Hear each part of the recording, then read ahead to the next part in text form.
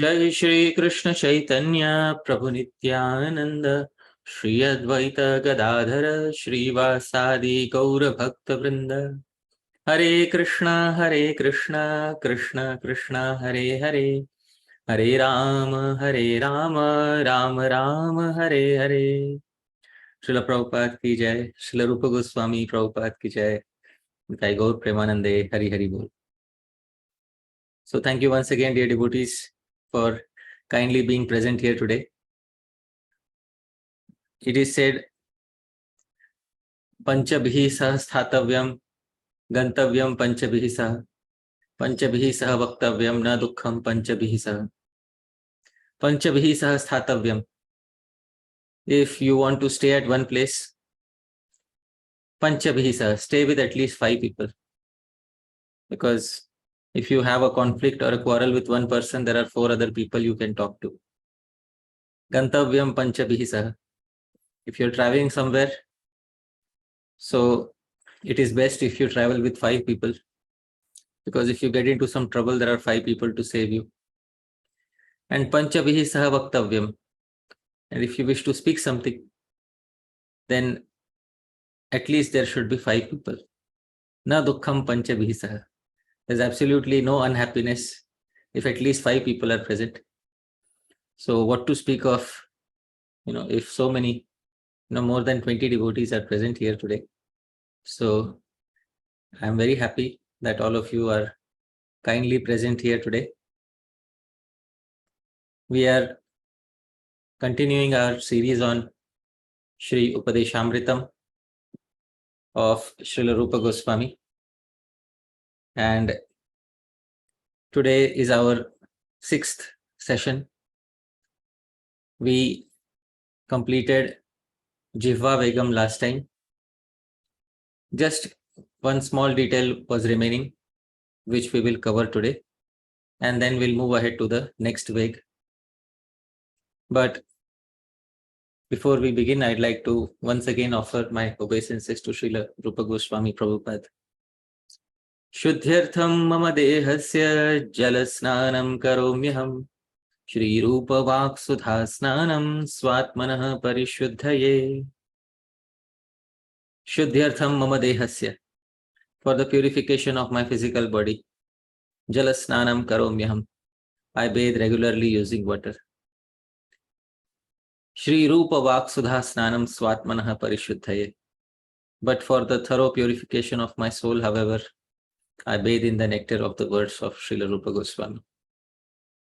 So Srila Rupa Goswami is such a merciful personality. Even though we are separated from him by almost 500 years, we can feel the warmth in his teachings. We can see how merciful he is towards all those who wish to learn from him. We don't find a single harsh word used against the Vaishnavas in any of his writings. What to speak of using a harsh word against the Vaishnavas? He doesn't use a harsh word against anyone in all of his writings. Dhira adhira jana priya. He is equally dear to those who are sober and those who are not sober. So definitely we want to study more from Sri Rupa Goswami. And till now, we have seen that the Vegas are broadly classified into 3 categories.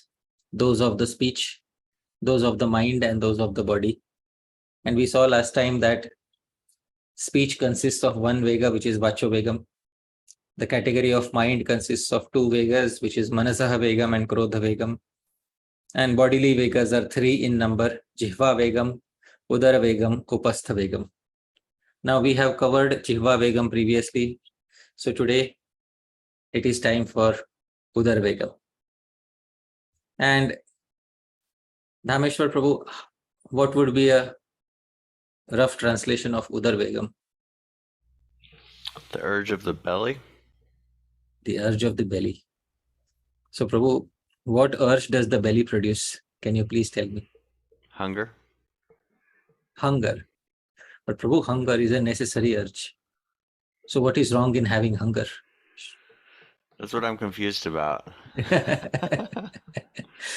All right.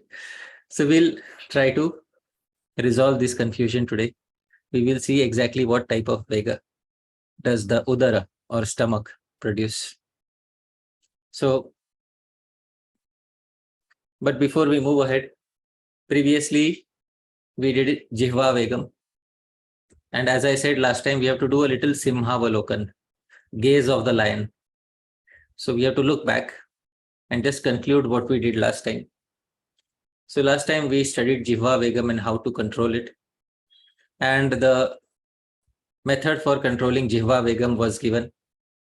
And that method is to honor Shri Krishna Prasadam and to not run after opulent prasadam. So this was the remedy which was suggested.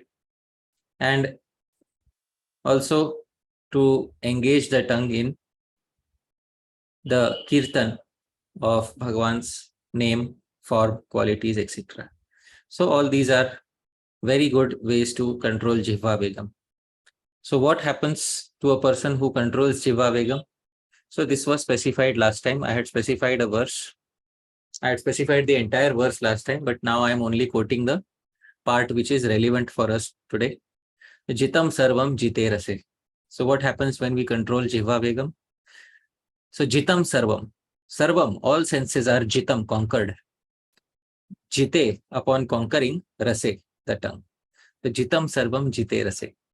So all senses can be conquered upon conquering the tongue. And then there was a question asked, like how can the sense of hearing, how can the sense of sight be conquered? And I had replied that since the tongue is the strongest to control, it is most difficult to control. Therefore, anybody who has the strength to control the tongue will usually be able to defeat all other urges very easily. All right. So now we move ahead. So there is a slight confusion that Udara vegam is urge of the stomach, the urge to eat, basically. And Jihva vegam is the urge of the tongue. So are these two the same urges, the same urge under different names, or are these two separate urges? So we have to find out if these two are the same urge or if these two are different urges. So Jihva vegam and Udara vegam. Now we saw Jihva vegam last time. So Dhāmeśvara Prabhu, how do we translate Jihva vegam? Urge of the tongue. Urge of the tongue. All right. So if this is the urge to satisfy the tongue. So Prabhu, a person who satisfies Jihva vegam a lot, a person who is dedicated to satisfying Jihva vegam, there is a term in English for such a person. So that term I'll specify. And have you heard of this term, Prabhu, Epicure? Yeah. So it's a Greek word. Yeah. So Prabhu, what approximately, how do you define an epicure? We should say Epicurean. Right. But it's someone who kind of like a Rasika of the material world, where they want to and just enjoy all the fine things and have all the different tastes and experiences and travel the world and eat different dishes and right. So a person who is dedicated to Jihva vegam can be best described using the noun epicure. And Prabhu, here is the definition from a reputed dictionary, Prabhu. So please, Prabhu, can you read the definition? Someone who enjoys good food and drink. Yes, so that's an epicure. So a person who is dedicated to Jihva vegam is basically described using this term epicure. Now there is Udara vegam. Now what is Udara vegam? Udara vegam is the urge to fill oneself with food. So a person who is affected by Udara vegam is best described using another term, and you might have heard this term, Prabhu, a glutton. So Prabhu, how do you define a glutton in English? It's the person who wants to stuff themselves and becomes overweight. Yes. So that precisely is Udar vegam. So here is the definition, Prabhu. Someone who eats much more than they need.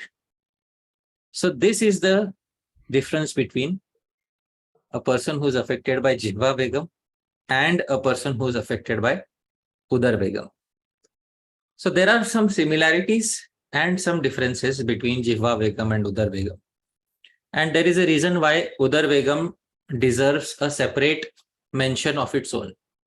So we have to see in detail what is the comparison between Jihva vegam and Udar vegam. So let's see what is the comparison between Jihva vegam and Udar vegam. So first, we already know Jihva vegam is the urge to satisfy the tongue, whereas Udar vegam is the urge to just stuff yourself, fill your stomach. Now, Jihva vegam can be towards any one specific taste or food.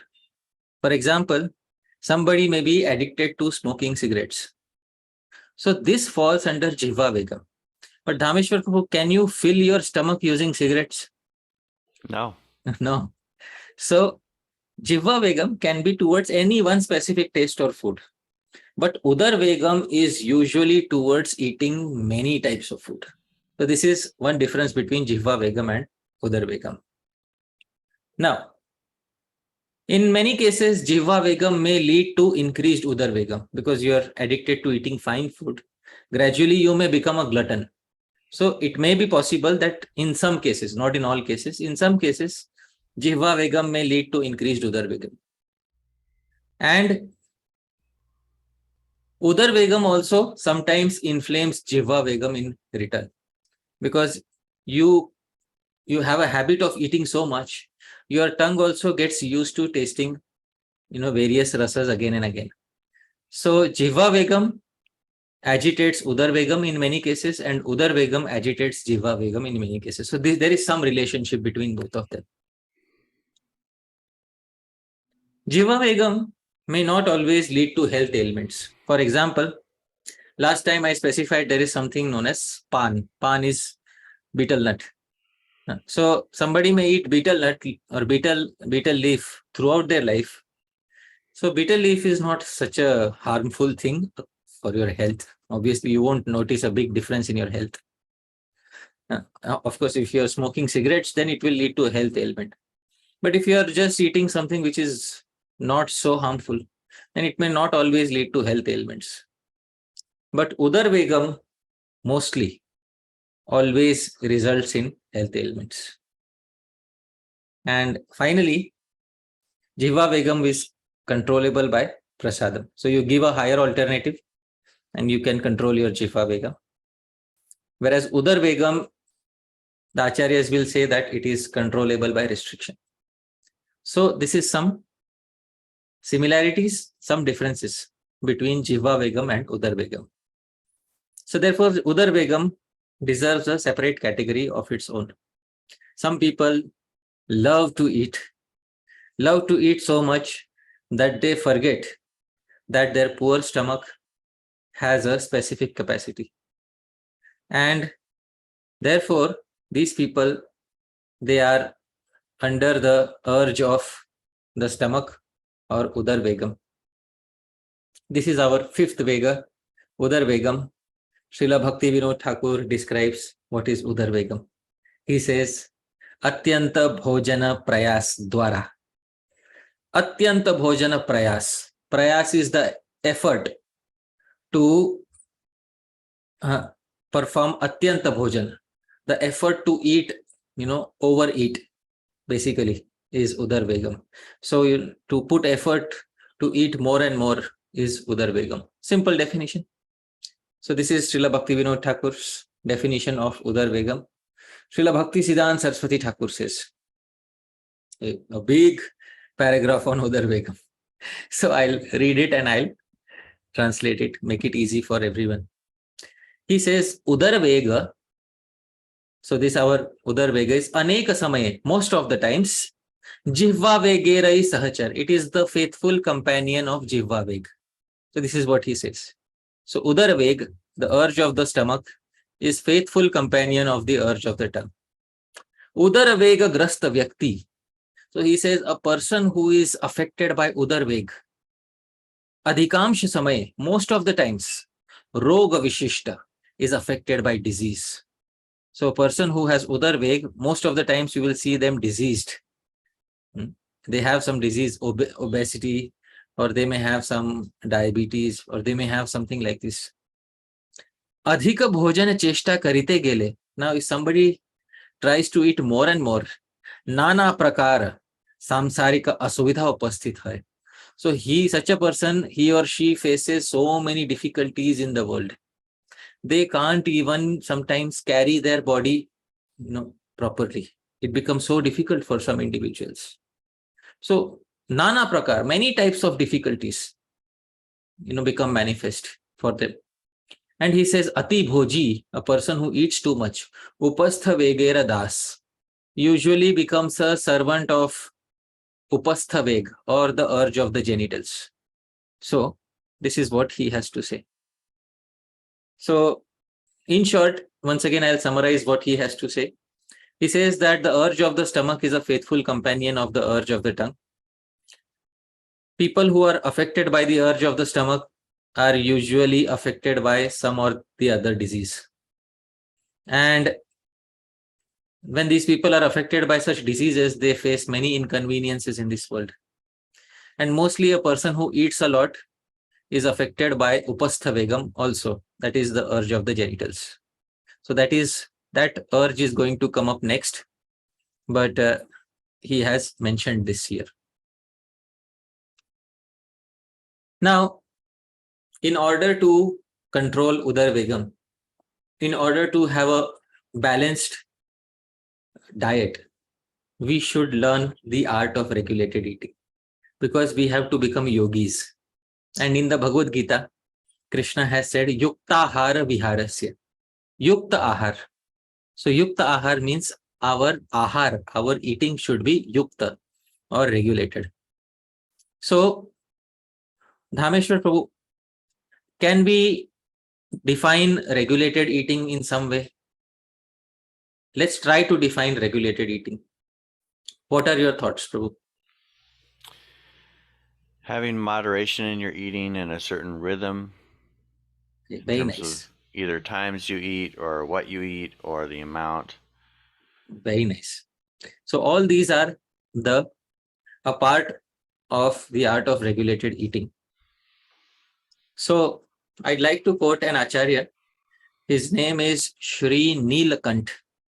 Now, many of us might not have heard about Sri Nilakantha, but he is quoted by Srila Prabhupada and Srila Bhaktisiddhant Saraswati Thakura in their commentaries to Chaitanya Charitamrita, Madhya Lila, 23rd chapter, verse 116. They quote him once. He was a very brilliant scholar, and he wrote a Sanskrit commentary on the entire Mahabharata, 1 lakh verses of the Mahabharata. So this is Sri Nilakantha. He was born in the western part of India in Maharashtra, and he wrote a beautiful book called as Mantra Bhagavatam, where he took hymns of the Rig Veda and showed how Krishna Lila of the Bhagavatam is present in the hymns of the Rig Veda. So Srila Bhaktisiddhant Saraswati Thakura and Srila Prabhupada take one hymn from his book and they quote it in the purport to Chaitanya Charitamrita. So those who want to see this reference to Sri Nilakantha Caturdhara, they can see the purport to Chaitanya Charitamrita Madhya Lila, where he has confirmed the existence of Goloka in the Rig Veda. So Nilakantha Caturdhara found Goloka Vrindavan in the Rig Veda. So he's a very brilliant person. He also wrote another book called as Mantra Ramayana, where he found the entire Ram Lila in the Rig Veda. So he found Ram Lila and Krishna Lila both in the Rig Veda, as a very learned scholar and a commentator on the entire Mahabharata. His commentary is the standard commentary through which all the scholars have understood Mahabharata. So Sri Nilakantha Caturdhara defines regulated eating. Very nice definition. He says, Aharo hita mita medhyashanam. So what does he say? Very simple formula. Aharo, regulated food, is first. Hita, it should be beneficial for the body and the mind. Many times we eat, but it is extremely unbeneficial, non-beneficial for the body and the mind. Example, soft drinks. It gives immediate gratification. But soft drinks usually are filled with so much artificial sugar that it leads to a lot of difficulties in the body. So, Hita, first and foremost, our diet should be beneficial for our body as well as for the mind. Sometimes some people consume such things which are not beneficial at all for the mind. For example, eating onions, garlic, etc., which agitates the mind, or eating aphrodisiacs. Now, aphrodisiac is a substance which agitates the mind and makes it more attracted towards the opposite gender. So that is an aphrodisiac. So what we eat should be hitam, beneficial for the body and mind. Secondly, it should be mitam. Mitam is moderate. Sometimes people understand mitam to be frugal, but mitam here means moderate. It should be very moderate. And medhya. Medhya means it should be pure. And how to make it pure? Due to being offered to Bhagavan. So if these three are present, then this is regulated food. So he has specified this in his commentary to Mahabharata on a specific verse. So a very good sutra for deciding our food. So this is before we sit down on the table and start eating. We can ensure these three things. First, is our food hitam? Is it beneficial for our body and mind? Second, how much are we going to eat? We should decide before we take the first morsel. And third, is it pure by being offered to Bhagavan? So before we start eating, these three things should be ensured. Hitam, mitam, medhyam. So if these three are there, then our eating will become regulated in so many ways. Now, there is a traditional rule in India which unfortunately is not being followed nowadays. Previously, I saw my grandfather, almost everybody of his generation in my village following this rule. So previously in India, traditionally, there was a rule that you have to eat only twice a day. So nowadays, about a year ago, I visited a doctor because I was not feeling well. So the doctor, not only did he give me medicine, but he also told me that you should have a good diet and you should keep eating something every 2 hours. Nowadays, many people give this advice. Keep eating something every 2 hours. But this is not good at all from the traditional point of view. From the traditional point of view, sumptuous eating should be done twice a day. And this is defined in the Smritis, and the verse is as follows. Sayam pratar manushyanam bhojanam veda nirmitam nantara bhojanam kuryad agnihotra samovidhi. Sayam pratar. Sayam means just before sunset. Should be one meal. Pratar. Pratar means like morning, basically between breakfast and lunch, that is brunch. So heavy brunch and heavy dinner, and that dinner should be before sunset. So these two should be the times when we eat. So sayam pratar manushyanam bhojanam veda nirmitam. So this eating is what is prescribed by the Vedas. Na antara bhojanam kuryat. Don't try to stuff yourself in between. Agnihotra samo vidhi. This rule is as eternal as following Agnihotra, Vedic sacrifice. So because Vedic sacrifice is compulsory for a Brahmana, so similarly this rule is also as compulsory as that. So here is the translation. The Vedas have declared only 2 times of the day for a meal. Once in the day and once in the evening. One should not eat in between. This rule should be followed as diligently as performing a regular Agnihotra sacrifice. So this is a traditional way of controlling our eating. Eat sumptuously only twice a day. Now somebody may say, looks like an old rule because, maybe people used to follow it a few generations ago, but nowadays nobody follows it. And therefore nowadays we see so many people are affected by so many diseases related to food. Recently, there is a very successful doctor who has reversed the diabetes of thousands of patients in India. He is the person who is most renowned for reversing diabetes in India, and he has given a very simple formula for reversing diabetes. And he is known as 2 meals a day professor. So there was a popular article about him that he cured and reversed the diabetes of many people by asking them to eat only 2 meals a day. So dear devotees, when we eat 2 meals a day, what happens is our final meal is before sunset, and then the entire night is spent fasting. And then even in the morning, we don't eat so early. Morning time is spent in sadhana, taking a bath, making sure all the morning rituals are complete. So a lot of fasting takes place in that time. And when there's a lot of fasting, obviously your sugar levels go down and your diabetes is controlled to a great extent. Not only that, your fat levels are automatically controlled if you follow this simple formula. 2 meals a day. Once the first meal should be a brunch, a heavy brunch, and a heavy dinner before sunset. So sometimes if it is not possible before sunset, you may take after sunset, but ideal is before sunset. So this is a traditional formula which we may want to consider. I am suggesting this, so I am just giving this as a suggestion. So each and every one of us, we can think about it, that if we adopt this formula of having 2 meals every day, then it will be immensely beneficial for us. Nowadays, many doctors are prescribing what is known as intermittent fasting. Dhāmeśvara Prabhu, have you heard this term, intermittent fasting? Yes. What does it mean, Prabhu? That you only eat in a certain window of time, and the rest of the time you don't eat anything. Yeah. So this is the traditional intermittent fasting as specified in Shastra.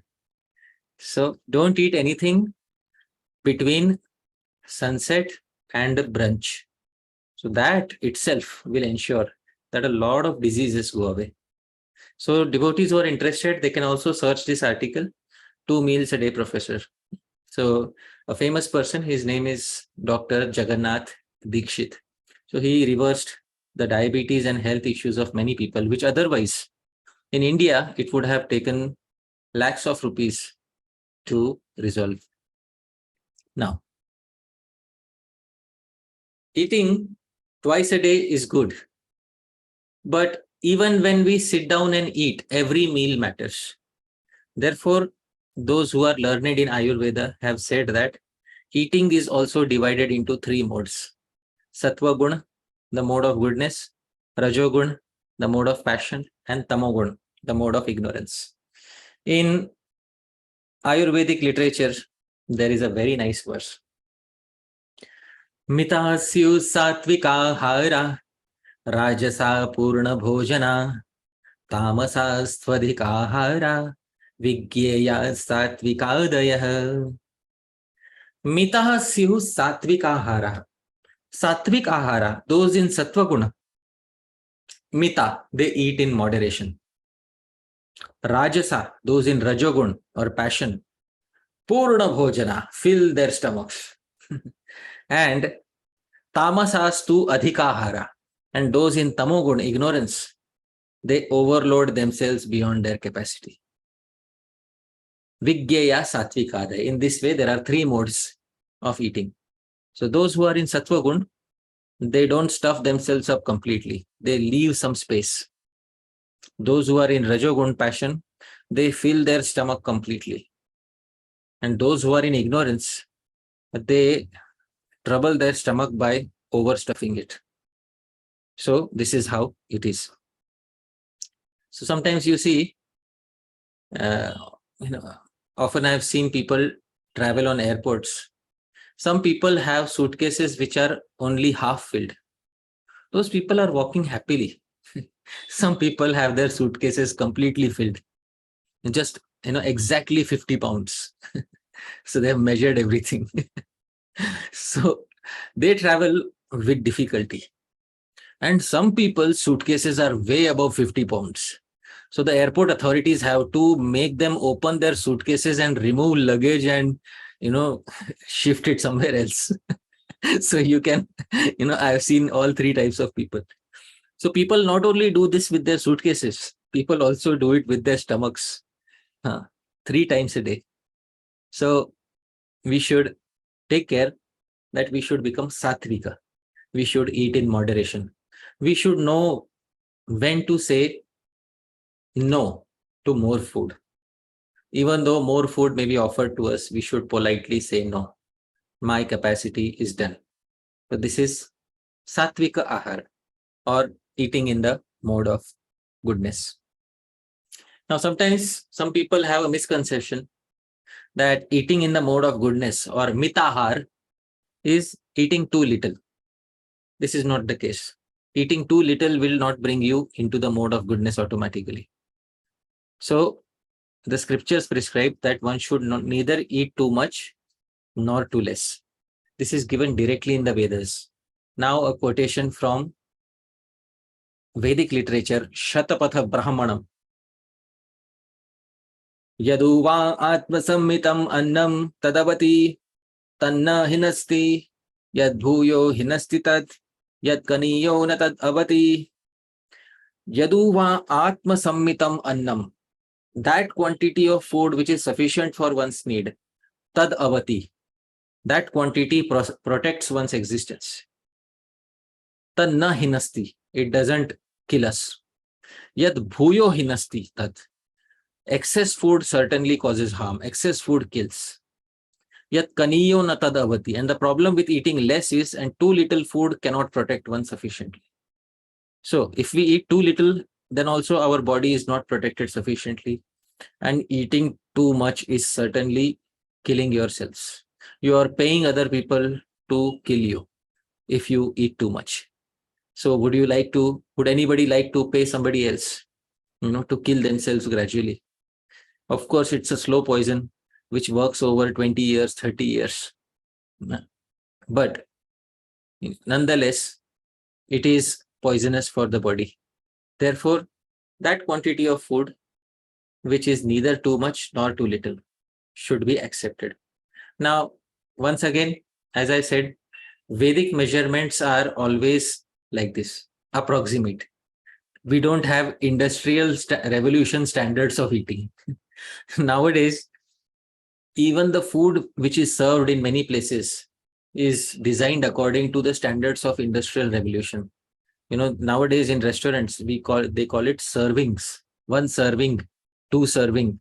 And sometimes they give 1 serving, and 1 serving is not sufficient for a person because his eating capacity is more. So because of having industrial revolution standards of food, sometimes some people, they are left hungry, and some other people, they can't eat so much.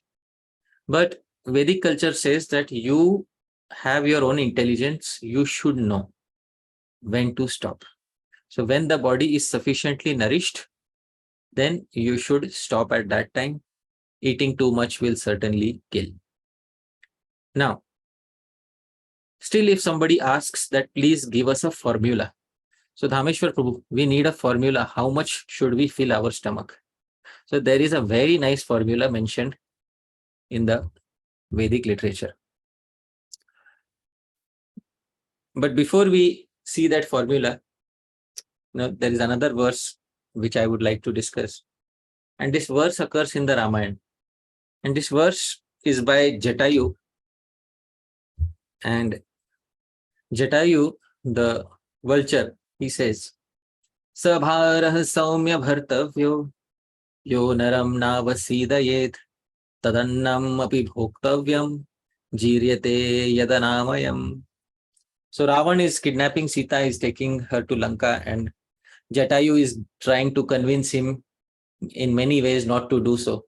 This is one of the analogies he says. He tells Ravan, please know your limits. You're doing something which is not to be done. And then this is one of the analogies he gives.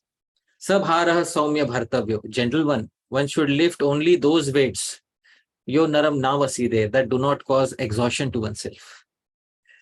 Tadannam api bhoktavyam. Similarly, one should eat only that which jiryate yad anamayam, can be digested without any ill effects.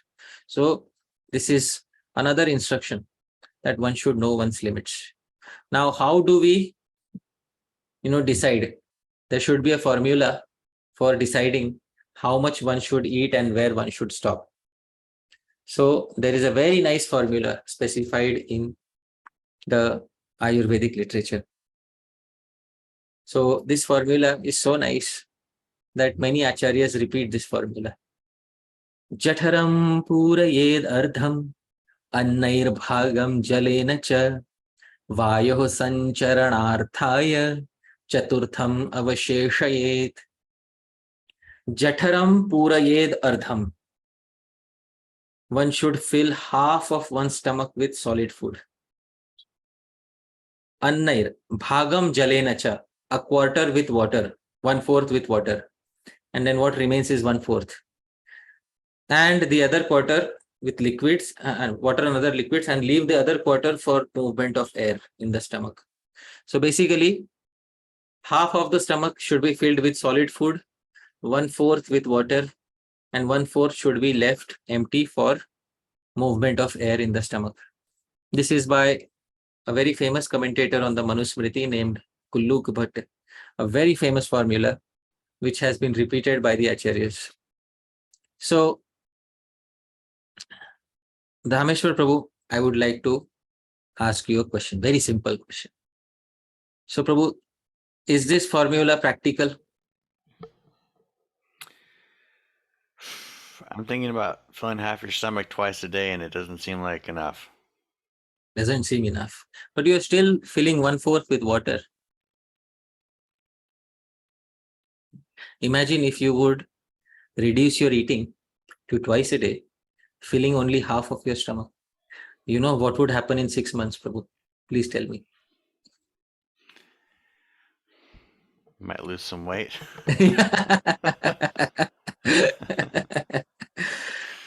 Do you think it's desirable? It doesn't. To lose weight, it depends on your body, of course, but yes, for a lot of Americans, yes. Yes. So somebody may say, what's the harm in filling your stomach entirely? So I'll give a very simple, normal day-to-day example, and I'll ask a question to you, Dhāmeśvara Prabhu, again. So why is it that soft drink bottles are not filled up to the brim? You might have noticed this. Oh, because it overflows when you open it. Yes, 100% true. Because there are many, it is filled with gas, and if you shake it vigorously, these gaseous bubbles need some space, and that space is provided by that compartment of air which is left empty in the bottle. Now, if that compartment of air is not there, and if it is filled to the brim, and obviously the bottle, if it is shaken by someone and then if you open it, then what will happen is, a complete blast or overflow of soft drinks. So our stomach is also similar, Prabhu. When we eat food, what happens is there are various digestive acids which are secreted in the stomach. These acids, they react with the food and they produce a lot of gas and a lot of air and other substances. Should this air have some space to escape? Definitely it should have some space to escape. And we see that when we have a good meal, sufficient meal, we usually give a burp of satisfaction. That is when the air from within the stomach is gradually coming out. So that is basically good eating. It is said, the simple formula is, the first time that a person burps, that is when he or she should know that this now is the perfect time to stop. So another example. So Dhāmeśvara Prabhu, this is a washing machine, and Prabhu, I have filled it completely with clothes. So Prabhu, what is the harm in filling the machine completely with clothes? It becomes too heavy and there's not enough room for soap and stuff to move around. Exactly. Similar is the condition of the stomach. If we overload the stomach, just like we overload the washing machine, then what happens is there is not enough space for water, the acids to move around, and then food doesn't get digested properly. Just as in this case, not all the clothes will get washed properly. So many of the clothes will not get washed properly. But what will happen in the case of our stomach is, if we overload it, then the stomach will produce much more acid to digest it. And when so much acid is produced, it often leads to acidity, and it often leads to what is known as acid reflux, acid coming up to the throat. And that's a very bad feeling some of us may have had.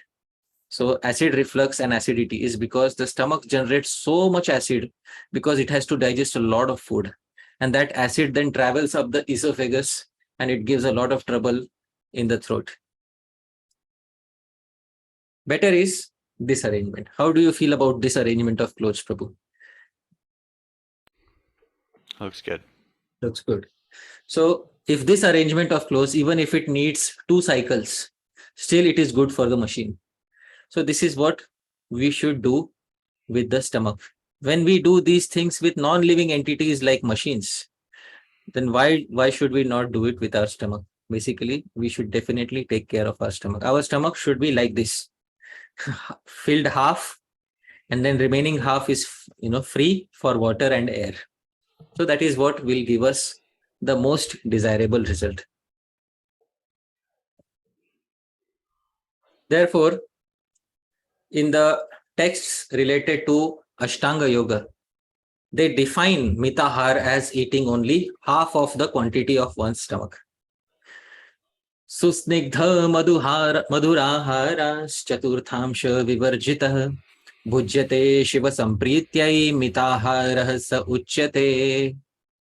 So, susnigdha madhuraharas, when a healthy mix of wholesome food is consumed, chaturthamsha vivarjitah bhujyate shiva samprityai, is when it is consumed for the pleasure of the Supreme Lord and a quarter of the stomach is left empty, which means half is filled with solid food, 1/4 is filled with water, and a quarter, 1/4 is left empty. Then it becomes known as mita ahar, regulated diet. So this is the definition of regulated diet in a very standard manual of yoga known as Hatha Yoga Pradipika. So this is a common principle for all yogis. Please keep 1/4 of your stomach empty, and then automatically Udar vegam will be controlled. Very easy. So we learned what to do before we start eating. So 3 things to ensure, which I had said. Hitam, mitam, medhyam. It should be beneficial for us. We should decide that we will eat moderately, and we should eat what is pure. Often we go to some places where there's a lot of opulent prasadam or a lot of opulent food that is going to be served. So when we enter such places, our mind is very happy. Our mind says, today I'm going to have a good time. But that is the time when we should tell the mind, dear mind, it's okay, you're going to have a good time, but we will stop at this point. So before we take the first morsel, we should define our mitahar for the day, our balanced eating for the day.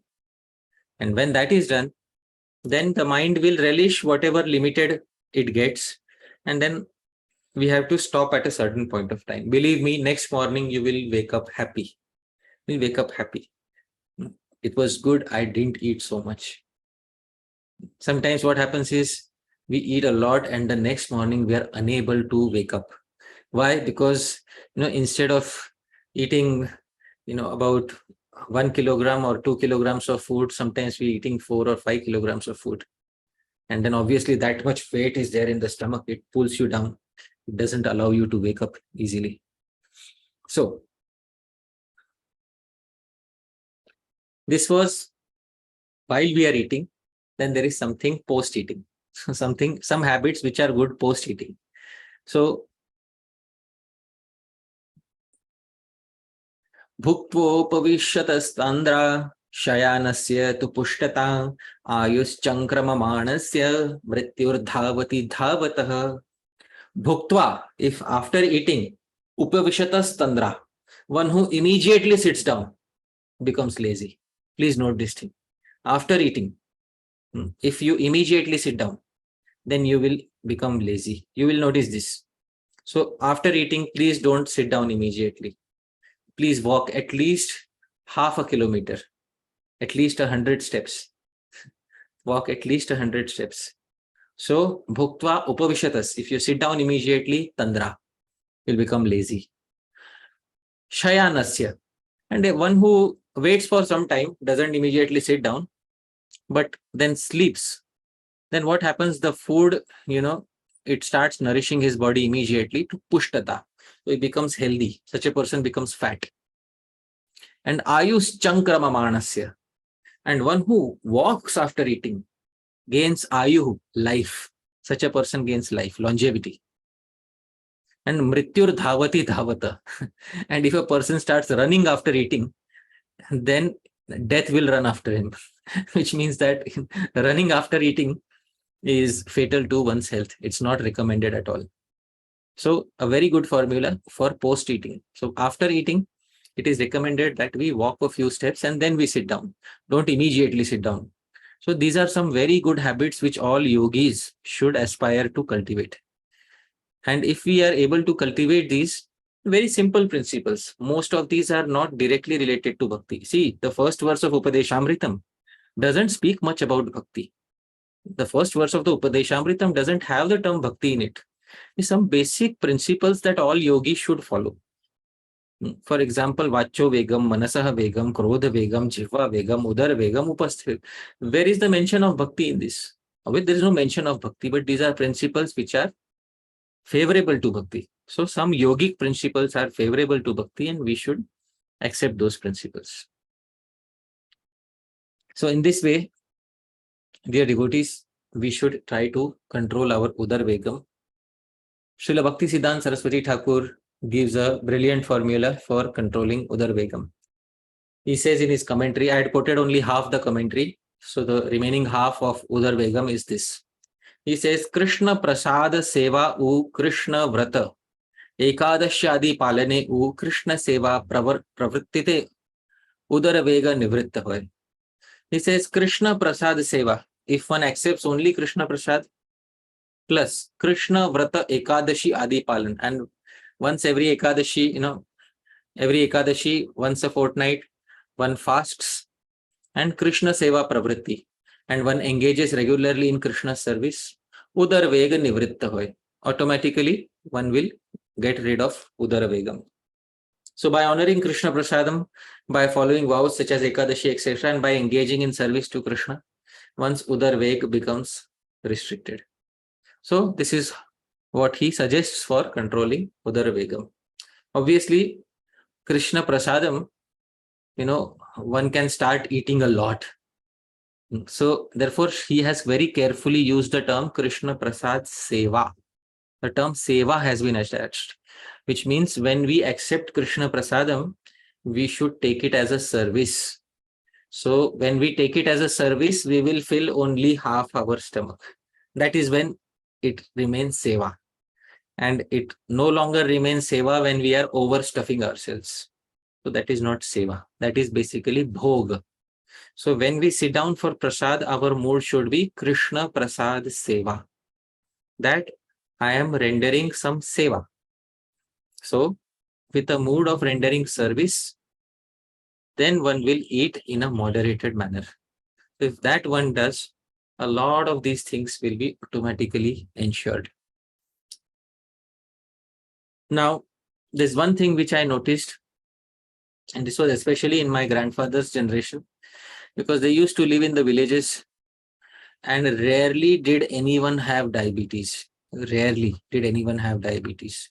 I never heard of any case of diabetes in his generation. So there may be one or two exceptions, but rarely did anyone have diabetes. Now, this was mainly because of two reasons. They used to have many hours of fasting in the night.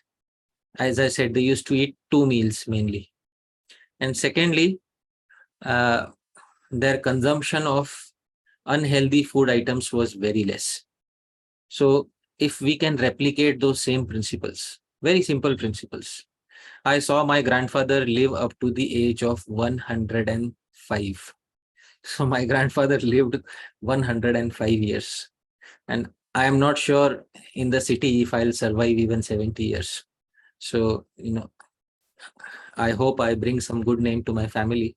But as far as health is concerned, my grandfather can easily beat me any day. And similar is the case with most of our grandfathers. Dhāmeśvara Prabhu, is it true in your case too? He was 83. Yeah, 83. Yes. So comparatively, our previous generations have lived healthier lifestyles. So there were more diseases back then, but their lifestyles were much healthier. So we should at least try to emulate the best practices of their lifestyles. And some of these practices I have suggested in this presentation. So in summary, once again, after the entire presentation is done, I would like to summarize what all things we should note. What are the takeaways from today's presentation? First, moderate eating. Please, before we sit down for food, we should know that this is where I have to stop.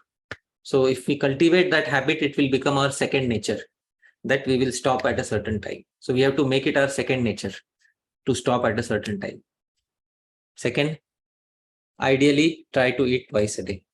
If you're feeling too hungry, between these 2 meals, you can take something like, you can take some herbal tea, or you can take some juice or something like that. But try to eat solid food twice a day. And if somebody needs more than that, obviously they can take more than that. But what I'm specifying is the ideal. Third, eating Krishna Prasadam, as Srila Bhaktisiddhant Saraswati Thakura said. And that too with a mood of seva, not with a mood of bhoga. Fourth, fasting regularly on Ekadashi, etc. Because those are the days when not only is it beneficial from the spiritual point of view, but the body also gets to have its own reset button. So that is Ekadashi, etc. Fifth, keeping 1/4 of the stomach empty.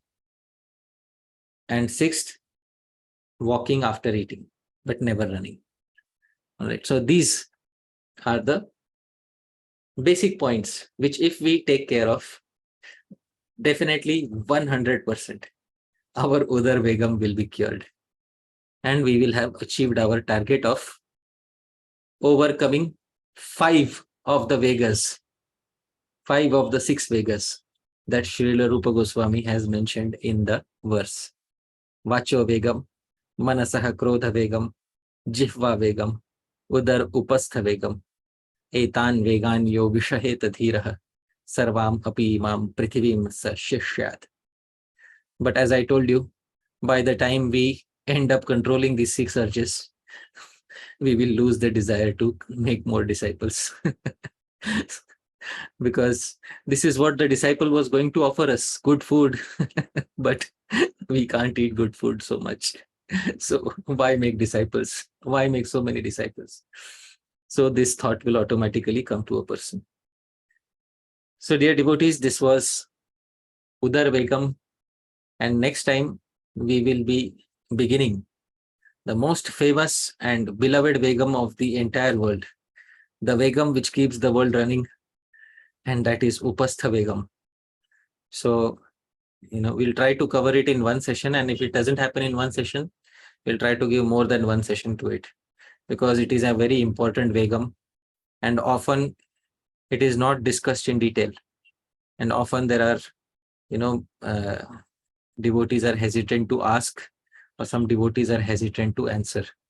So we'll try to have it have an informal discussion, and we'll try to make it, as detailed as possible. So we'll pause our presentation with a statement by Srila Prabhupada. Like we said, there was a formula in Ayurveda, and that same formula is also given to us by Srila Prabhupada. So Dhāmeśvara Prabhu, you can kindly conclude the presentation with the statement. It is recommended in the Vedic literatures that a yogi eat only half what he desires according to his hunger. If one is so hungry that he could devour 1 pound of foodstuffs, then instead of eating 1 pound, he should consume only half a pound, and supplement this with 4 ounces of water. 1/4 of the stomach should be left empty for passage of air in the stomach. If one eats in this manner, he will avoid indigestion and disease. The yogi should eat in this way, as recommended in the Srimad Bhagavatam and other standard scriptures. Yes, so the same thing that was mentioned in such detail in Ayurveda. All the acharyas, Nilakantha Caturdhara, or other acharyas such as Kulluk Bhatt, all of them were giving these formulae. But Srila Prabhupada has brought the essence of all Vedic literature. Therefore, he said Srimad Bhagavatam is the essence of all Vedic literature. So it is bringing out all the essence from all the previous acharyas. Now we are having a detailed look. So we are going back to all the acharyas and looking at their original statements. But Srila Prabhupada had given us the essence. So Dhāmeśvara Prabhu, you had asked me, what will happen to me if I eat half of my regular. So Prabhu, you will become a yogi. The answer given by Srila Prabhupada is you will become which you already are, but you will become a much better yogi, and you will please Srila Prabhupada and the Guru Parampara. So thank you very much once again, dear devotees. Yadatra skalitam kinchit vidvam saha purayantu tat. Yadatra saushthavam kinchit tad guroreva me nahi. Yadatra skalicham kinchit. If there is any mistake in what I said, vidvam saha, you are all learned devotees, purayantu tat. You please correct any mistakes that I have made.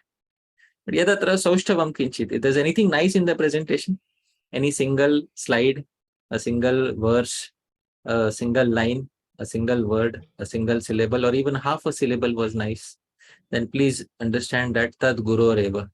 It all belongs to my Gurujanas. They are the ones who taught me. May nahi. I didn't compose any of these verses. Maybe only the first verse for Rupa Goswami. But that too is dedicated to him. So nothing belongs to me. It belongs all to my Gurujanas. You all are also my Gurujanas. So it belongs to all of you. Thank you very much once again, dear devotees. Thank you so much, Dhāmeśvara Prabhu, Jagat Guru Srila Prabhupada ki jai, Srila Rupa Goswami Prabhupada ki jai, Srila Jihva Goswami Prabhupada ki jai. Nitai Gaur Premanande, Hari Hari Bol. Hare Krishna. Thank you very much, Hari Pārṣada Prabhu. We're very fortunate to have these presentations from you. I know that you're actually consulted by sannyasis and gurus in our movement. And so I feel like we're so fortunate to have this question and answer session with you, to have some time, because you're such a gentleman and a scholar. And so we'll start with, I forget your name, Prabhuji, but I know your deities are Radha Kunja Bihari. Srinath Prabhu, Srinath Prabhu. Thank you. I hope our speaker, Hari Pārṣada Prabhu, and all the participants are doing good today. And I have a question for Hari Pārṣada Prabhu. We heard today some scripture reference was there, like 2-time meal is the recommended diet for anyone, Right. For a healthy life. Right. And then we have offering programs in our temples. So how we can find a sync between the two instructions?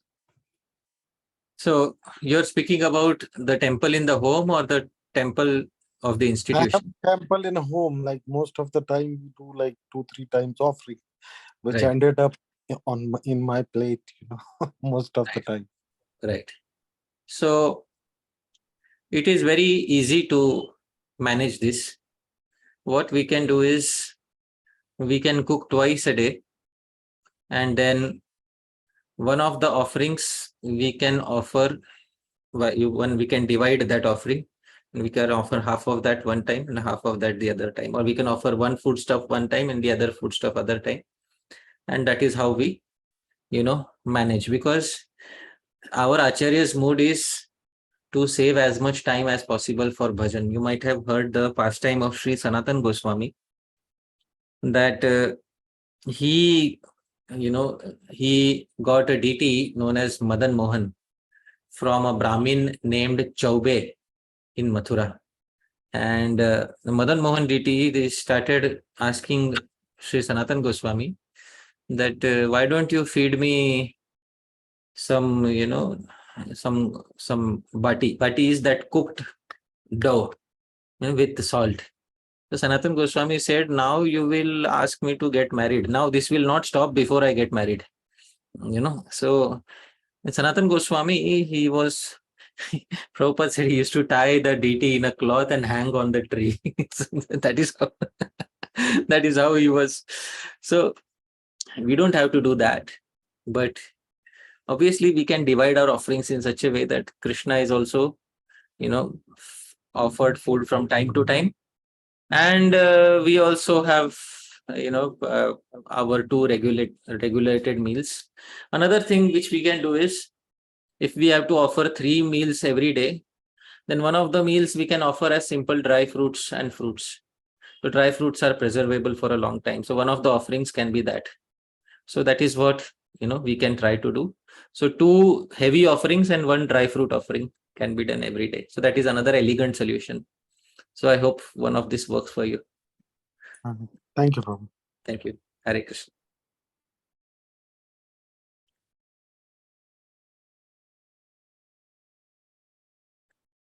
Yes.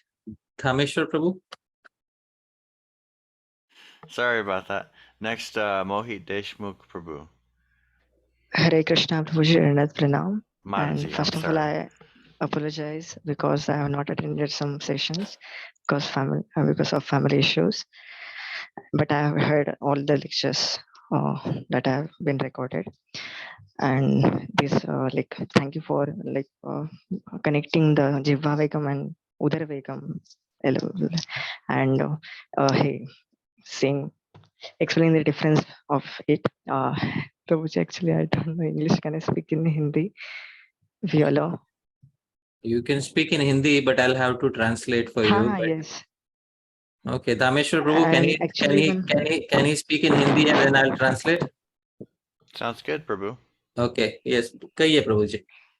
हाँ प्रभु जी, actually इस lecture के context के बाहर है एक question, सो मैं wait कर सकता हूँ अगर किसी डिवोटी को पूछना है, बाद में लास्ट में पूछ सकते हो। चलेगा, आप बाद में अंत में पूछिएगा।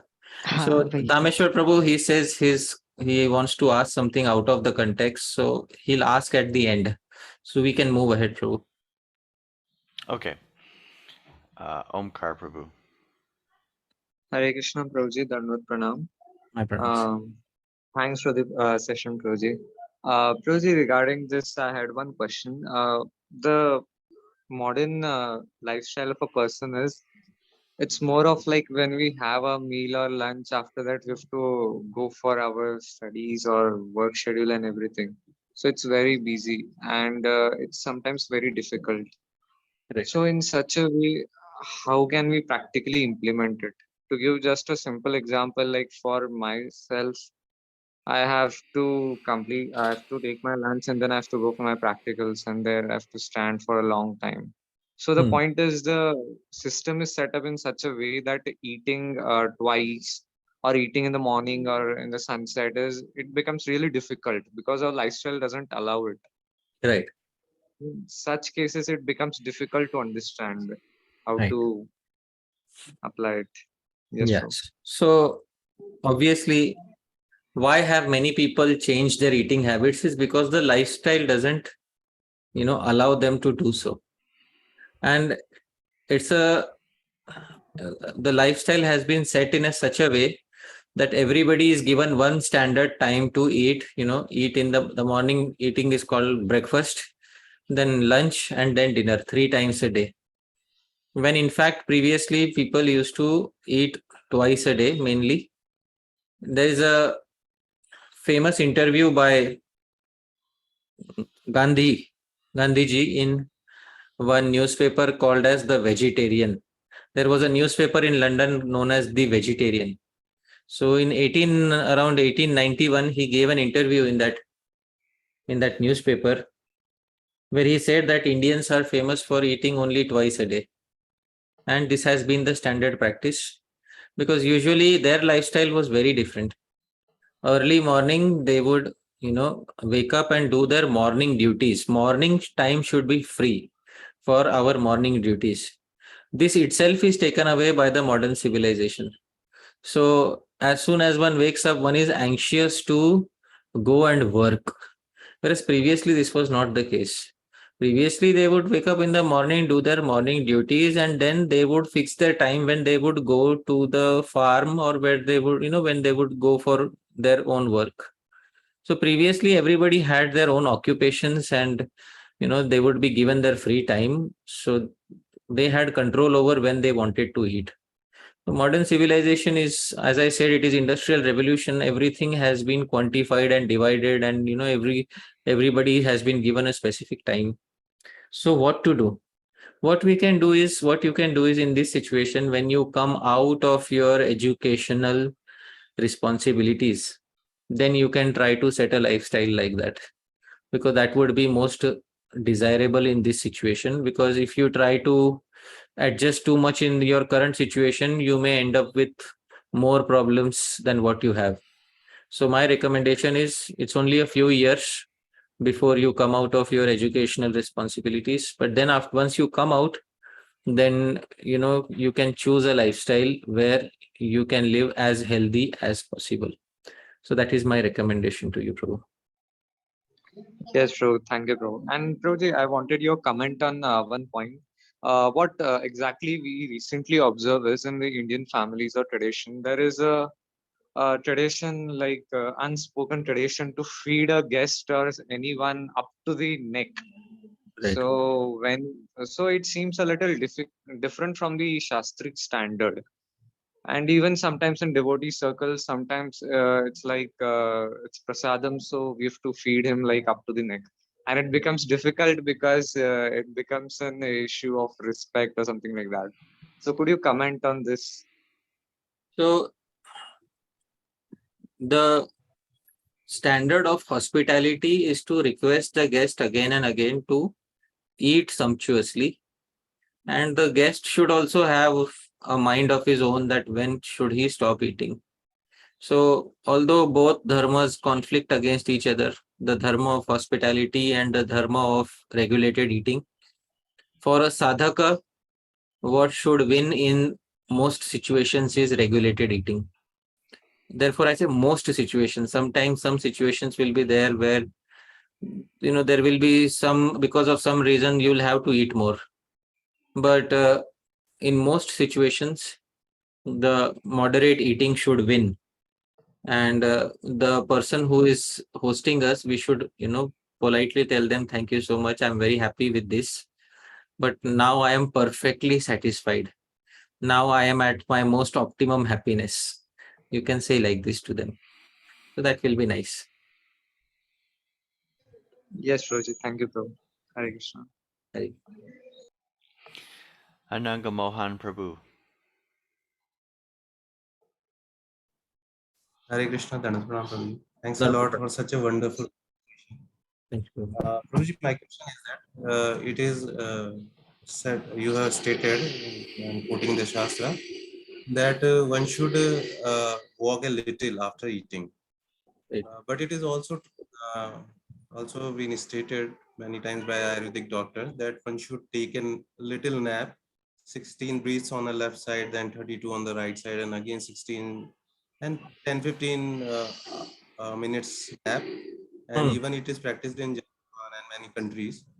If you walk a little, then then the blood circulation will go away to the legs and the digestion will hamper. I heard this.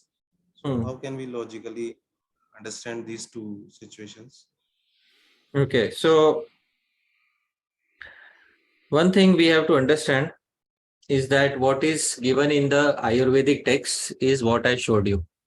If any Ayurvedic doctor is saying that this will happen, that will happen, mostly it may be their speculation, because walking after eating is slow walking.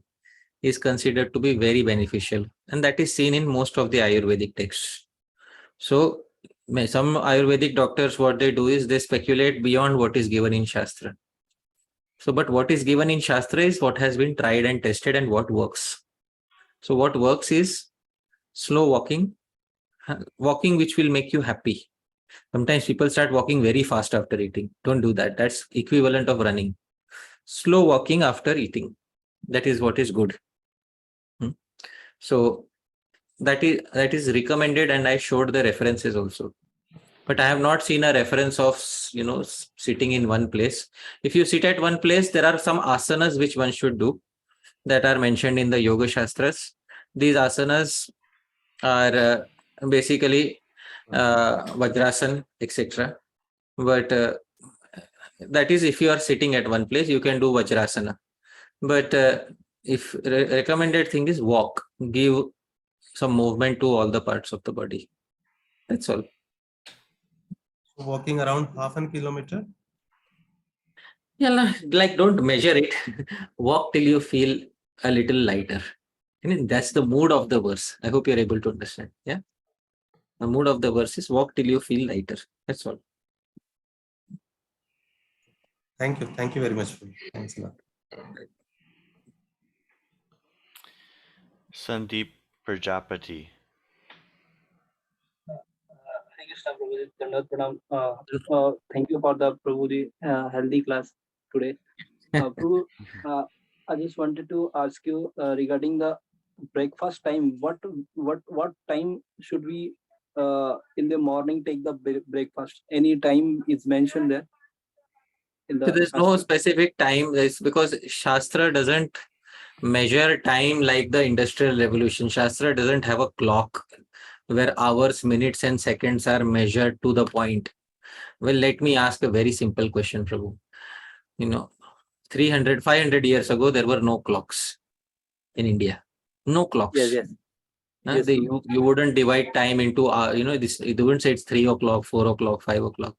So please tell me, Sandeep Prabhu, how would they know when it is Mangal Aarti time? 500 years ago. How would you know it's Mangal Aarti time? Please tell me. Guess I mean when the the hen, when crooking of the hen, maybe that So that was the when the chirping of the birds, etc. is Yeah. heard, and the birds also, they go about in an approximate time. Not that exactly at 4:30 every morning everybody starts chirping. It's not like that. So their times are also approximate.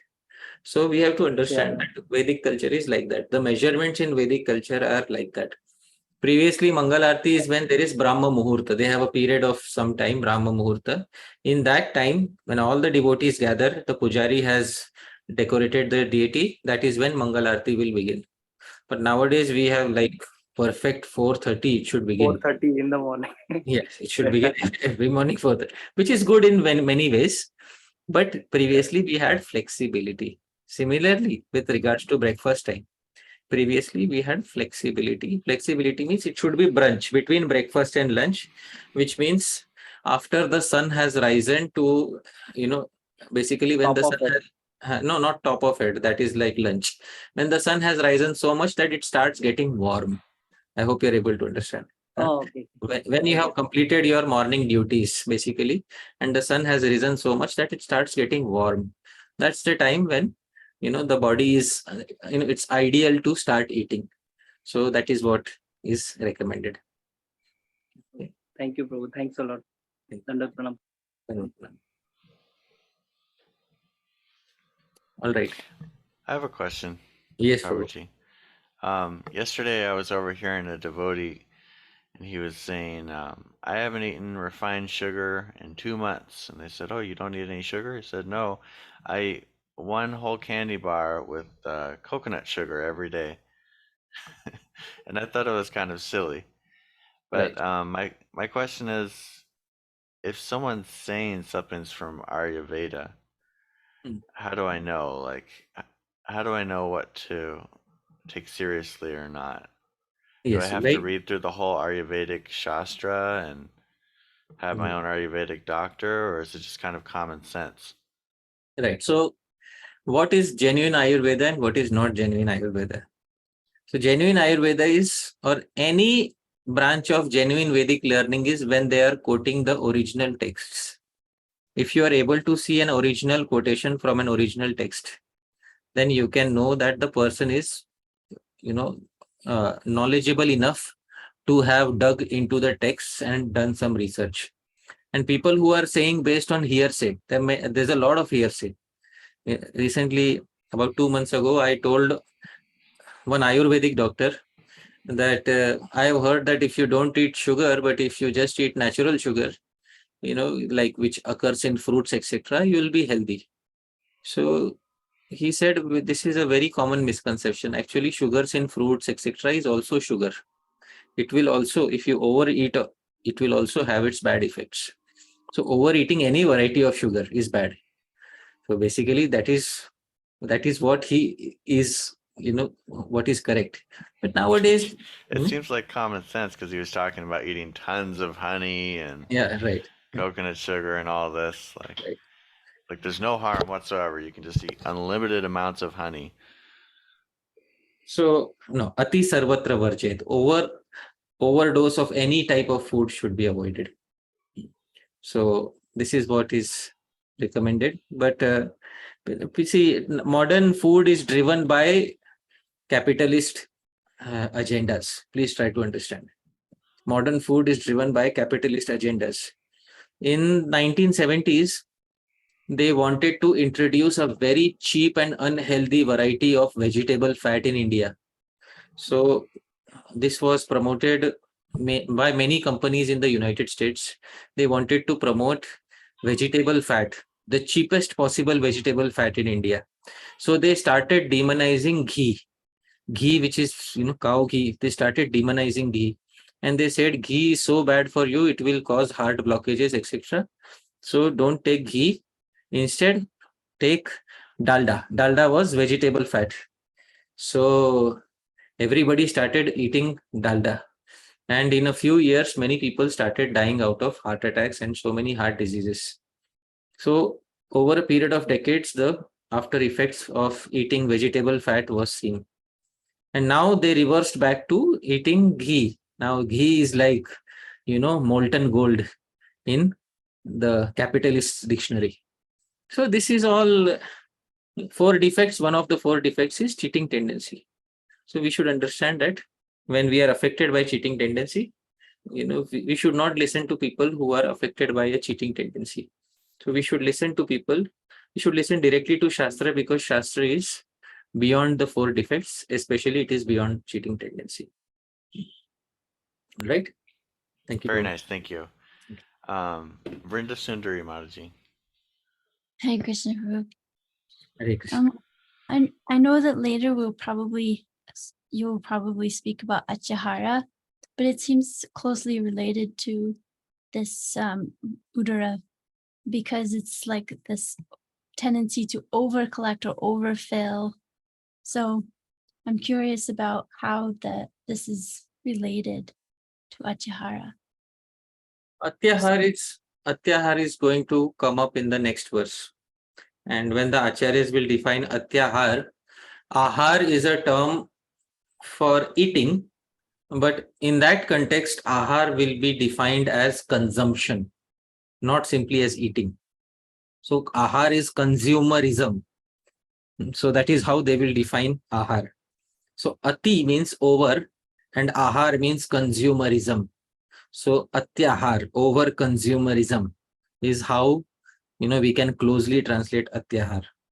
But here ahar is limited in the context of udar vegam, because we are speaking of a very specific urge of the stomach. So the term ahar has a very specific and limited meaning in this context.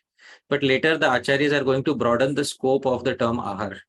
And when they broaden the scope, they will include all types of consumption, which includes, going to the superstore every day and just collecting things without using them. Things rot in people's homes without being used even once. And I've seen it so many times.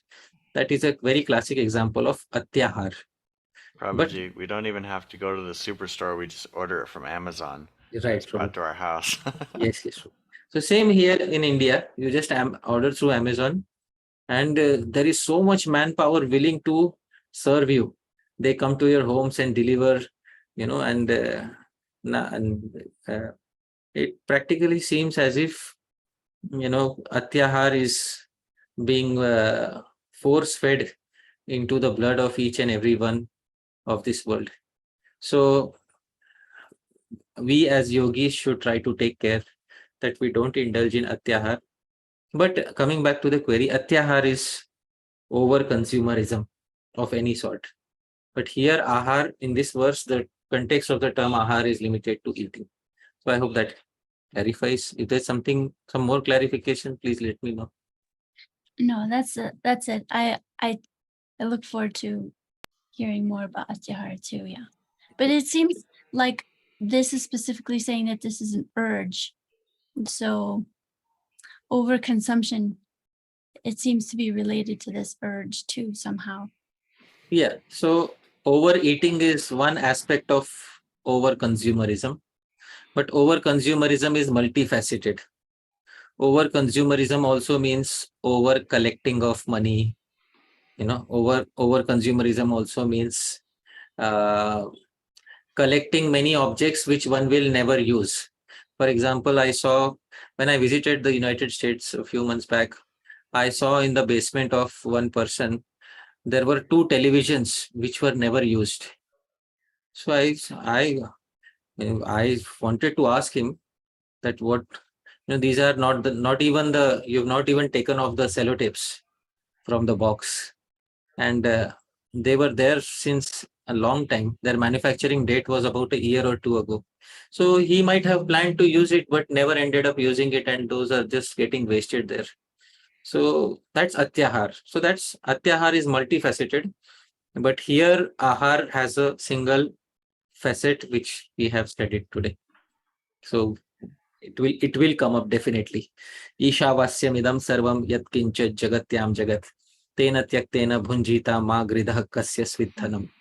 So that verse from the Upanishad, Upanishad, we will quote when we discuss Atyahar. Mm-hmm. Thank you. Yeah, I'm reminded of when a Srila Prabhupada disciple said that in a conversation with Prabhupada, they were looking at some art, seeing some art in a gallery, and Prabhupada said that art means full belly. Okay. Art Means full belly. Okay, I'm not getting the indicated meaning. What did he mean to say by that? That when someone is like poor, and they're always thinking how can I get food because they don't have food to eat. Right. And they're not thinking of art. Right. But so, art is it's a luxury for the privileged. Right. Yes. Yes, 100%. But there are some luxuries which even the most unprivileged can have, and we'll come to that also. Gradually we'll discuss all these things. But thank you so much. You've already made me enthusiastic for preparing the next verse, Atyahara Prayasascha. Thank you so much. Hare Krishna. Thank you. Nila Chala Chandrika. Hare Krishna, Prabhuji. Haribol. Thank you so much for the wonderful, really healthy class. With regards to keeping our like eating less 2 times and stuff like that, but whatever we eat, everything is so contaminated these days. We don't know if we are eating the right ghee, if it's pure, if it's not pure, or even vegetables, they are injected GMO and all that stuff. So how can we be, and where does karma also come in this? Even if we try to eat as healthy as possible, still our karma will strike. So, we will just be balancing this, or we concentrate on our bhakti. What do we do? Yeah, so there is something known as Daiva. Daiva is providence. Providence inspires you to do everything exactly as it has planned. So, when Providence has decided that you will eat contaminated, you will eventually end up eating contaminated. There's nothing you can do about it. But at the same time, Providence has also given us some intelligence to decide what we should eat and what we should not eat. So there are many options available today. It's a capitalist's world. And if you want to find some pure variety of food, you can find. The only thing is you'll have to pay a little more. That's all. That's all they are asking for. You see, a little more for pure food. Right? That's what they're asking for. Nothing else. See, there are two ways to get pure food. One is you change your entire life. You go back to the farms, live like your grandparents were living. And if you can't do that, then just pay a little more to the capitalist and he will give you. He will take all the effort for you to bring that pure food on your table. So in the United States, there is something called as Whole Foods. Whole Foods is, Dhāmeśvara Prabhu, what is Whole Foods? It's a grocery store where they have a lot of organic health items and specialty foods. Right. So, Mataji, coming soon to India. All right. Don't worry. So, even in India, in many superstores, you will find a lot of healthy food. So, just pay a little more if you are concerned about it and get the proper, ghee. You can get proper ghee for rupees 2000 a liter, or you can get adulterated ghee for rupees 400 a liter. So how much would you like to pay? Rupees 400 or rupees 2000? So that's up to you. Right. So that's what it is. Right. Thank you, Guruji. Right. Jai Gauranga Prabhu. Hare Krishna Prabhu, Dandavat Pranam. Thank you for the wonderful class.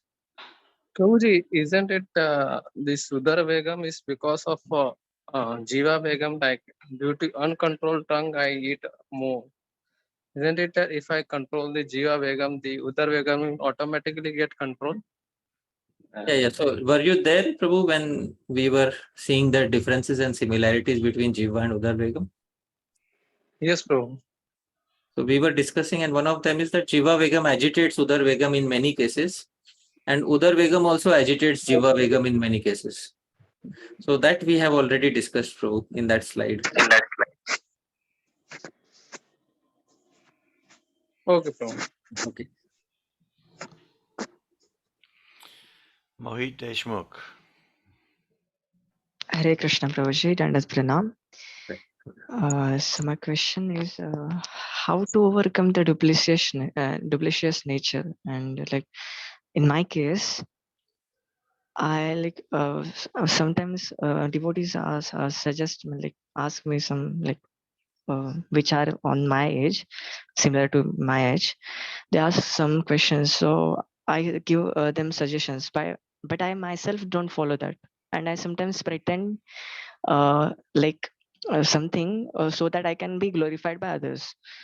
And this duplicitous nature, I know that it is very harm for my bhakti. Also, I have heard from Srila Gaurav Swami Maharaj that this is very dangerous, very, very, very dangerous, because duplicitous nature will not get the sadhu's kripa or even nothing.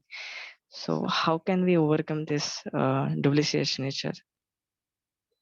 So let me get your question straight. Sometimes your friends ask you certain queries and you give them some suggestions or solutions which you yourself are not following. And this is a sort of duplicitousness. And how do we get rid of that? Is that the question? And also sometimes I do such things that I can be glorified by others. Sometimes we do something by which we can be glorified by others. So how to? So that our ahankar, Right. You can understand. All right. So these are two separate questions, and thank you for asking in English. So I don't have to translate Hindi. So first question is, sometimes somebody asks a question and we are ourselves not following. So then if we are ourselves not following, then we should say like this. We should quote Shastra and we should say that, see, this is what Shastra says. I am also trying to follow this. You also please try to follow. So quote Shastra, put the responsibility on Shastra and honestly say, I am also trying to follow this. You also please try to follow what Shastra says. In this way, there will be no duplicity because you are also honestly saying that I am trying to follow this. You also try to follow. Instead, what sometimes we do is we give it as a direct personal instruction. So we say, you should not be doing this. You should not be doing that. So we should instead quote some Shastra and say, this is the instruction in Shastra. We all should try to do this.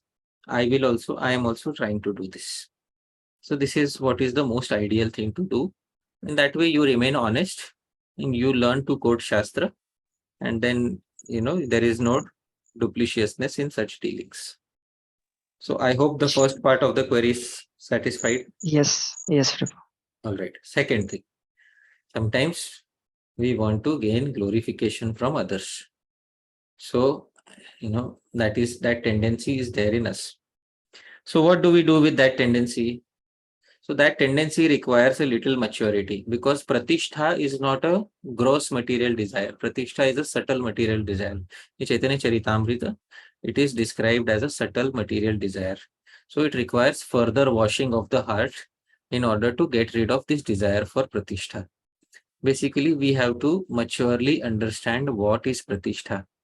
Pratishtha means people glorify us and people say, wow, Mohit Prabhu, you are brilliant.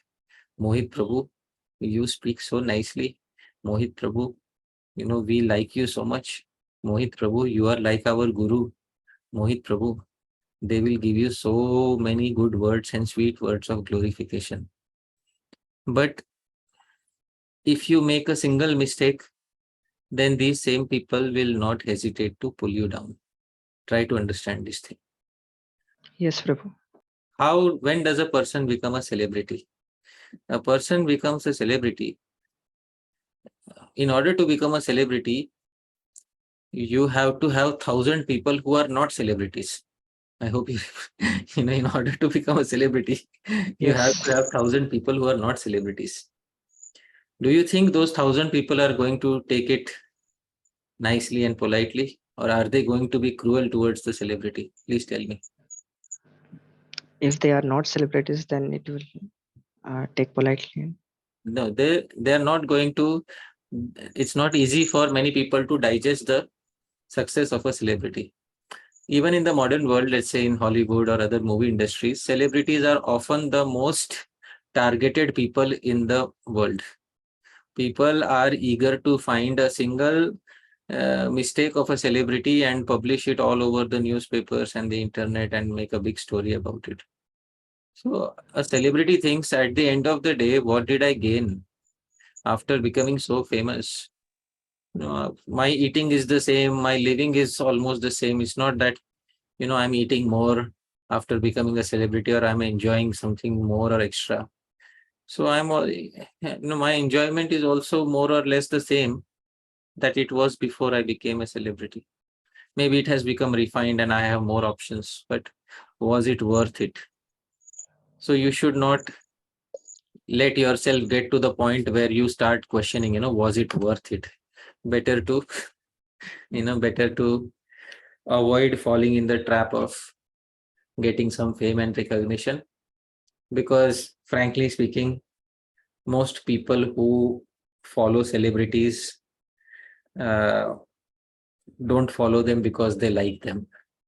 Most people who follow celebrities follow them because they want to be like them, but they cannot be like them, so they are somehow jealous of them.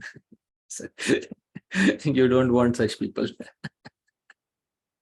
So if we are mature, we'll understand. And gradually, time is a very good teacher.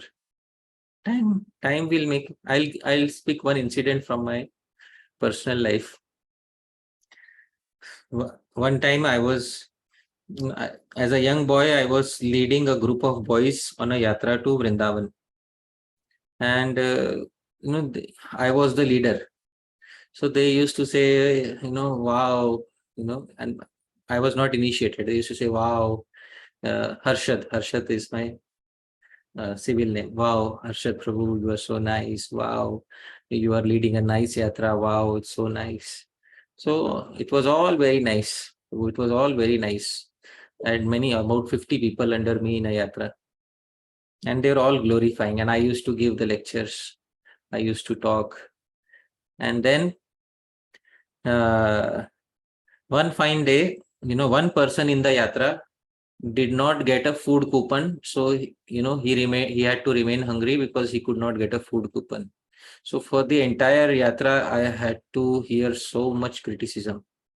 And another person, because of that one criticism, it triggered a chain of other criticisms. One person started saying that this person is not even initiated. So how can he, carry out the responsibility of a yatra? So then I realized, oh my goodness, just for the sake of, becoming a leader of a yatra, I have to take so much headache. So much headache. Better I would have been a simple participant in the yatra. So time is a very good teacher, Prabhu. It's a very good teacher. All right? Yes, Prabhu. Yeah. Okay. Thank you. Hare Krishna. Nanga Mohan Prabhu.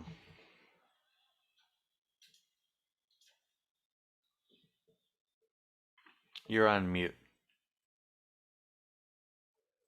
Sorry, Prabhu. Just a question from Mohit Prabhuji's question and submission. It is said there is a duplicitous nature and there is weakness of heart. Often Bhaktisiddhant Saraswati Thakura speak about it. And you also said in your one or two lectures that we should perform the Adambar Vihin Bhakti.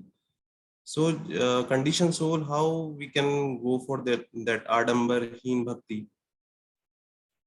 And what is the difference between weakness of simplicity? See, some people are duplicitous, some people are weak at heart.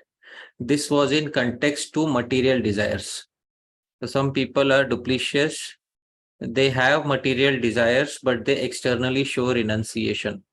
So I answered Mohit Prabhu's query by saying that instead of giving personal instructions to people, one should quote Shastra and one should say that this is what is given in Shastra, we all should try to follow that. And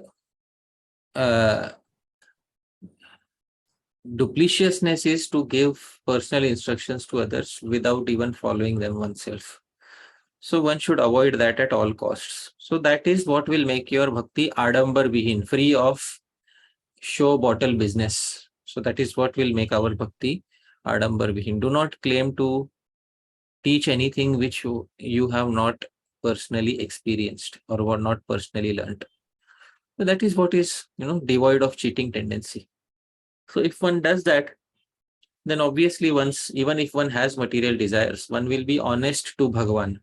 One doesn't have to be honest to anyone and everyone. One has to be honest to Bhagavan. And while preaching, one has to be honest that one doesn't preach something which one is not personally following. If one has to speak such a thing, one should quote Shastra instead of giving a personal instruction. That's all. Okay. Thank you. Bhakti's iPhone. Hare Krishna Prabhu, thank you for the wonderful class. I have a quick question on, we hear many times our leaders say, our gurus say, fake it till you make it. So kind of like trying to be humble. You fake to be humble until you really become humble. So how do we understand that concept? Then how do we differentiate that from being Adambar? This question is already loaded because you said that many leaders in our movement say this. So, one has to be genuine in what one does. You can fake it till you make it, but in the process, many people become disillusioned with bhakti. Try to understand this. Many people, you can't fool everybody all the time, right? So many people understand that this person is faking it. And then they lose their respect for bhakti or for us. So fake it till you make it. But what about other people making it? other people who see is, faking it. So other people will lose their faith. So it's not fake it till you make it. It's that may work for us, but be honest and be genuine till yourself as well as other people who see you also make it. That is a much better principle. See, truth is the last standing leg of dharma in this age. So we should be very careful in professing principles that we ourselves have difficulty following. So therefore, many a times when I am giving instructions also, so I will also say that one should, Shastra says this, so we should all try to do this. Many times, even in today's presentation, is it that every time I am eating half of my stomach? The answer is obviously no. Sometimes I am going above my capacity. So therefore, I am not, instead of giving a direct instruction that Bhakti Mataji, you should eat only half of what your stomach's capacity is. Instead of saying that, I'm just saying this is what Shastra says. I will also try to do. Bhakti Mataji, you also try to do. Does that sound honest and genuine? Absolutely. Yes. Thank you so much, Prabhuji. Yes. So I'm being very honest. Sometimes I don't fulfill the criteria of Udar Vegam as the Acharyas have listed out. But I know what the Shastra says, and that is why I am presenting here. So that is my honesty in this regard. I am also trying to control my Udar Vegam. So does that sound nicer than saying, fake it till you make it? I could have faked. Absolutely. Thank you so much for this clarity. This is fantastic. Thank you. I could have faked it and said, for the last 20 years, I have never overeaten. And therefore, I am qualified to tell you that Bhakti Mataji, you should not eat more than half of your stomach's capacity. So instead of demanding respect, one should command respect. Sometimes respect is gained by honesty. I hope that that is a much more mature principle. Yes, yes. Thank you. Thank you, Prabhu. Hare Krishna. Thank you very much, Prabhuji. Thank you. Looks like we've come to the end. Yes. So we've answered all the queries. I'm very thankful once again to all the devotees. Thank you, Dhāmeśvara Prabhu, for once again kindly hosting. You have newfound responsibilities, but you are still, carrying out in this seva so nicely. So thank you so much, Prabhuji. Hare Krishna. Thank you, and I'll invite the devotees to unmute and say Hare Krishna or thank you, whatever you're inspired to say. Hare Krishna. Thank you, Prabhuji. Hare Krishna. Thank you, Prabhuji. Jai Sri Pārṣada Prabhu ki Thank you. jai. Jai. Srila Prabhupada ki jai. Hare Krishna. Jai. Thank you so much. Hare Krishna. Thank you, Prabhu. Thank you. Hare Krishna. Hare Krishna. Hare Krishna.